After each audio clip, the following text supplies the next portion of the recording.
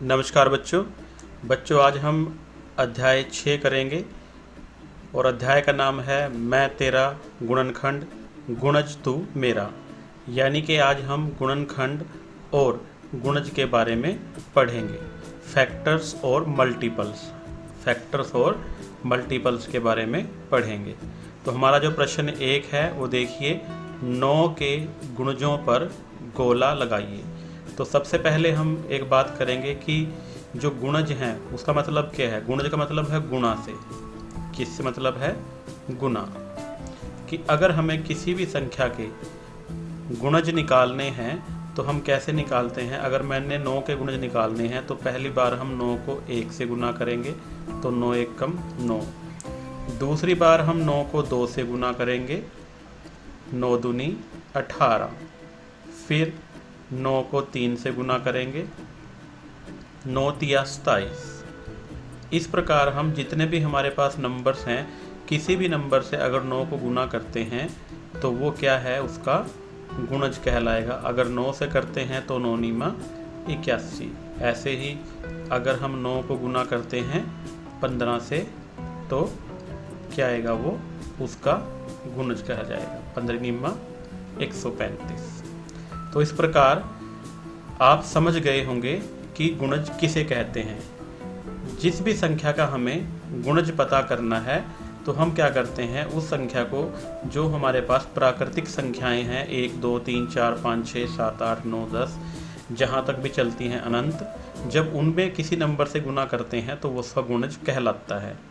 तो अब हमें क्या करना है, हमें यहाँ संख्याएं दी हैं 10 18 27 33 36 38 45 54 57 63। तो हमें यहाँ पर 9 के गुणजों पर गोला लगाना है। तो क्या 10 9 का गुणज है? नहीं, यह नहीं है। 18 है, अभी हमने देखा यहाँ पर 18 9 का गुणज है। तो यह 9 का गुणज है, तो इस पर हम क्या करेंगे, गोला लगा देंगे। फिर 9 तिया 27, हाँ 9 भी ये भी है। फिर 33 है, ये नहीं है। 9 चौके 36, हाँ ये इसका गुणज है। जब 9 को 4 से गुना करेंगे तो ये इसका गुणज है। जब यहाँ 9 को 3 से गुना किया तो यह इसका गुणज है। और जब यहाँ 9 को 2 से गुना किया तो ये इसका गुणज है। फिर 38 9 का गुणज नहीं है।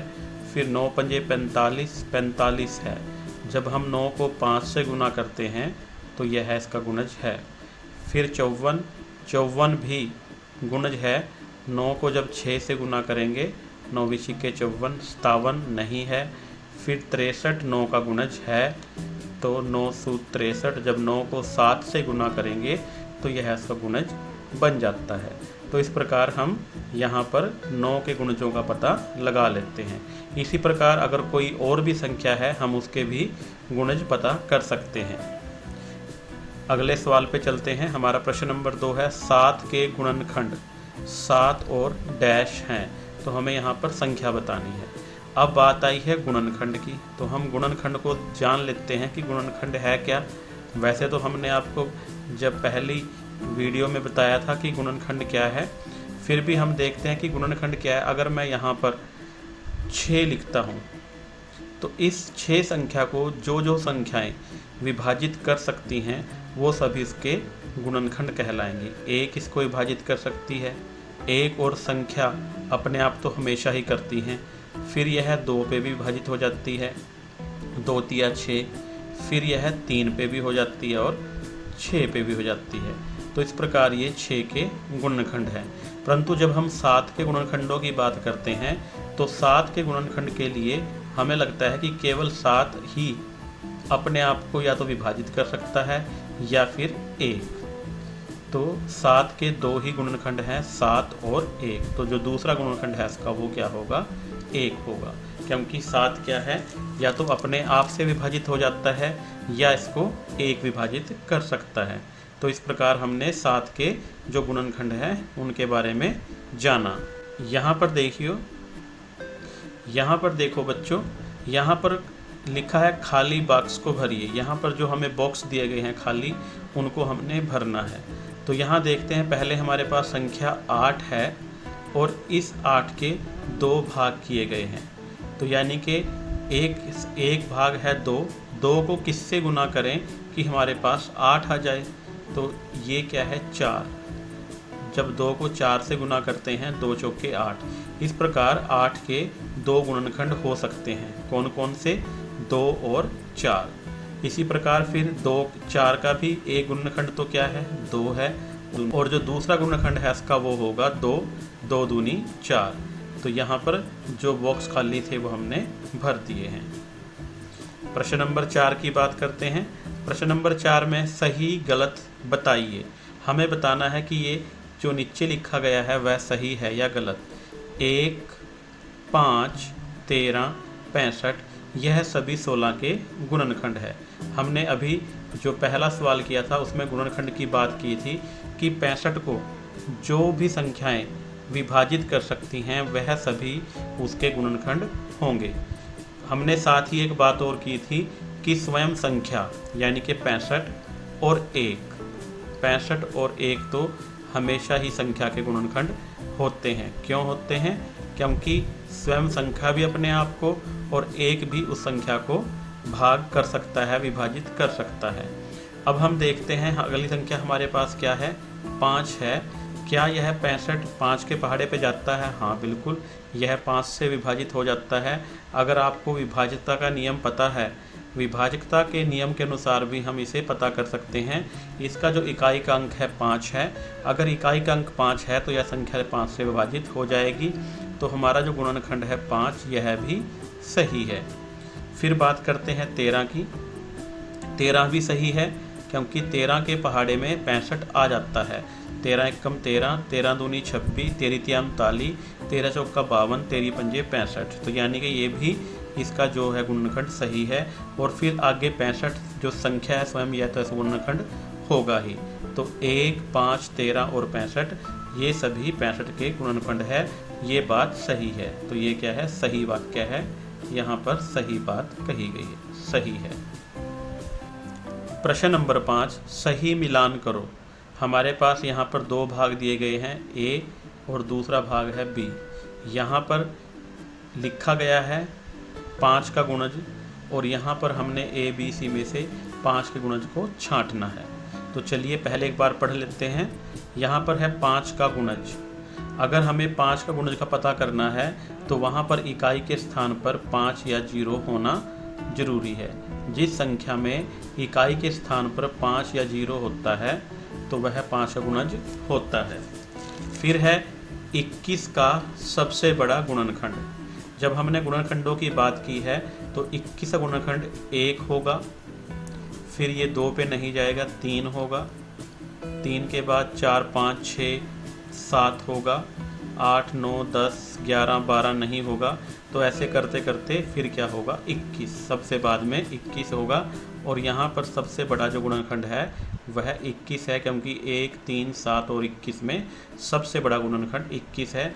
वह हमारे पास यहाँ पर दिया गया है, तो यह इसके साथ मिल जाएगा। फिर है 2 तथा 5 का साझा गुणनखंड। अगर हम 2 के गुणनखंड की बात करें तो 2 के गुणनखंड 2 और 1 होंगे, यह और इसके अलावा इसको कोई संख्या विभाजित नहीं करती है, तो ये इसके गुणनखंड है। इसी प्रकार 5 के गुणनखंड 5 और 1 होंगे, इसको भी कोई और संख्या विभाजित नहीं करती है। तो फिर पूछा है साझा गुणनखंड निकालना है, तो इनमें जो साझा गुणनखंड है वह है 1, तो इसको हम इधर 1 के साथ मिला देंगे। अगला है संख्या को इसके गुणनखंड से विभाजित करने पर इसका शेषफल होगा। अगर संख्या को हम उसके जो गुणनखंड है उससे विभाजित करते हैं तो शेषफल क्या आएगा, यहाँ हम चेक कर सकते हैं। यहाँ पर अगर हम 21 देखें, 21 के हमने 4 गुणनखंड निकाले हैं। अगर हम 3 से इसको भाग करें, 3 सत्ता 21, तो आप देखोगे कि यहाँ पर जो शेषफल है वो क्या बचता है, 0 बचता है, 0 बचता है। तो यह हमारा शेषफल है। तो इस प्रकार हम इसे मिला सकते हैं। जब हमने 5 की बात की है तो 5 को हम किससे मिलाएंगे, यहाँ पर 100 से मिलाएंगे क्योंकि यही संख्या है जिसके इकाई के स्थान पर क्या है, 0 है। 0 भी है परंतु 0 5 का गुणज नहीं हो सकता। 5 का गुणज 5 से ही शुरू होगा। फिर 21 का सबसे बड़ा गुणनखंड वह 21 ही है, तो इसको हम इसके साथ मिला देंगे। हमने यहाँ पर जो 21 के गुणनखंड है वह सभी लिख लिए थे, 1, 3, 7 और 21 हैं। फिर 2 तथा 5 का साझा गुणनखंड, 2 के गुणनखंड 2 बनते हैं, 2 और 1। इसी प्रकार 5 के भी 2 गुणनखंड बनते हैं, 5 और 1। और इन दोनों में साझा गुणनखंड कौन सा है? साझा गुणनखंड है 1, तो यह इसका उत्तर हो जाएगा। 2 और 5 का साझा गुणनखंड कौन सा होगा? 1 होगा। फिर हमारे पास बचता है चौथा भाग, संख्या को इसके गुणनखंड से विभाजित करने पर इसका शेषफल होगा। तो हमने यहाँ पर एक संख्या को उसके जो गुणनखंड है उससे विभाजित करके देखा। यहाँ पर शेषफल क्या बचा है? 0 बचा है, तो हम इसको 0 से मिला देंगे। तो इस प्रकार यह हमारा उत्तर हो जाएगा। इसे हम यहाँ पर ठीक से भी लिख सकते हैं। जो पहला है उसका उत्तर क्या होगा? यहाँ पर 5 का जो पहला है उसका होगा सी पार्ट, और फिर दूसरा भाग है, दूसरे भाग का होगा 21 को हमने मिलाया है डी से,